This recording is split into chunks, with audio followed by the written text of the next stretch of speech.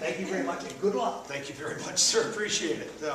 I hope that answers. I want to come here first. This gentleman had a question, and then we'll go back and forth. Two questions. Yes. Go back to, you sort of didn't give us an answer on whether you agree with raising the retirement age to 70 that was recently proposed. And yes, plenty of people are mothers and fathers, and plenty of people have political experience. Can you break it down to why you feel that you're the correct person for this job? Sure. And what makes you stand out above, I mean, all of your competitors, Gary Peters included? Sure. Well, I think maybe to get to that question first, the core, cutting to the chase, is it's about your principles, it's about your character, it's about your integrity, and it's about what you believe in. What kind of ideas do you espouse? Have you thought these things through? I have spent much of my adult life dealing with issues in the public arena, and I believe first and foremost that the Constitution is the fundamental guide from which we must work from. I mean, I look at what's happened in Washington, and I read things, or I see things like the ability now, if you're on Medicare or collecting food stamps, where you're eligible to get a 200-minute free cell phone. I've looked time and again through the Constitution, I don't see that. I've looked at the portion of the health care bill which says you've got to have health insurance. I don't see any place in the Constitution which mandates that you have to engage in a certain degree of commerce.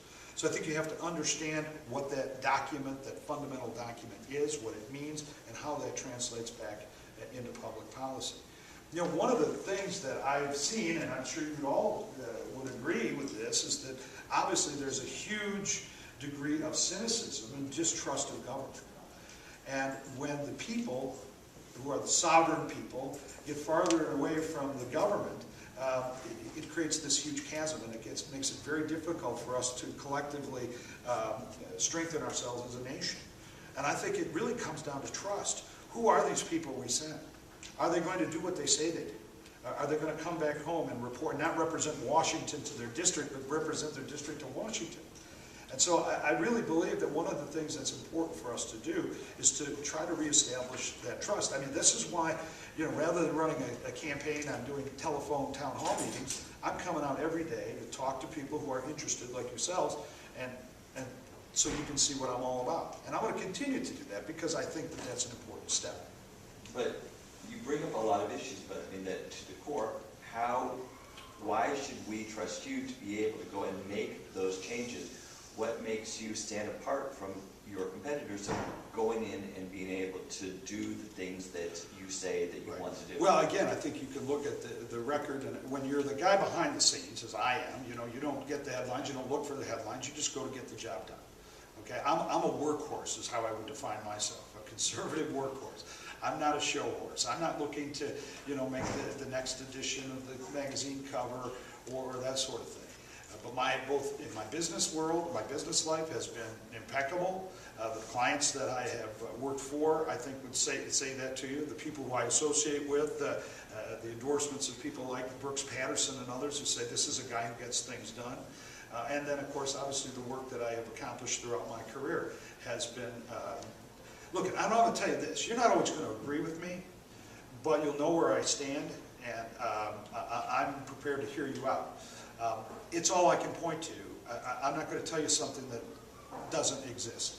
I'm standing before you on my record, on my experience, on my views, and saying I can go and get this job done because I've done it before in a different capacity, but I've been there, I know what it takes, and I know what we have to do now in order to make a real dent in the problems that we've got. Finally, on the retirement age, you know, I would be inclined to support the increase in the retirement age. I'm sorry this gentleman left because I'd like to hear more of his views, but the truth is I just don't think in this changing world that we can simply rely on numbers that were established back in the 1930s with regard to retirement. So I think we have to look seriously at that now. Well, could you elaborate? You went over sort of you want him to be able to still get what he... Sure. Where do you see that transition happening between the Social Security that we know now, right, as opposed to how you see it evolving? And I mean, would it be for people 50?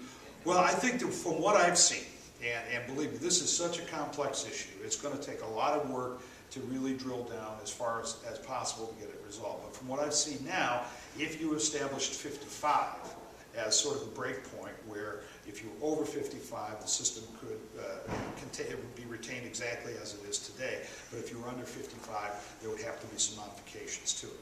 Now, the other thing I recognize is this, that Social Security, which is a huge program in this country, one that so many people are relying on, is something that can't be done on a one-party basis. You know, I mean, even if Republicans get all the votes, we can't go and say, we're going to slam this through because this is what we want. Because, you know, look at the American people are not going to buy into that. This is what happened with health care.